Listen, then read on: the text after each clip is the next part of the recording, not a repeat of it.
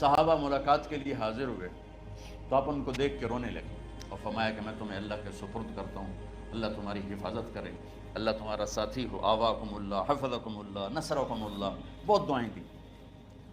تو عبداللہ بن مسعود رضی اللہ تعالیٰ عنہ نے پوچھا یا رسول اللہ، لگتا ہے جیسے جانے کا وقت ہے، تو آپ کو غسل کون دے گا؟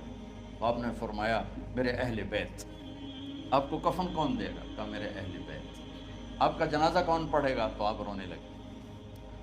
تو آپ نے فرمایا جب تم مجھے غسل دے دو تو سب نکل جانا، سب سے پہلے میرے دو وزیر جبریل و میکائیل آئیں گے اور وہ میرے اوپر درود و سلام پڑھیں گے۔ ہمارے نبی کا جنازہ ایسے نہیں ہوا اللہ اکبر اور پیچھے صفیں، آپ کی چارپائی کے پاس آ کر صحابہ کھڑے ہو جاتے تھے، وہ میں ابھی بتاتا ہوں۔ تو آپ نے فرمایا سب سے پہلے جبریل و میکائیل آ کر میرے اوپر درود و سلام پڑھیں گے، پھر اس کے بعد ساتوں آسمان کے فرشتے باری باری آئیں گے۔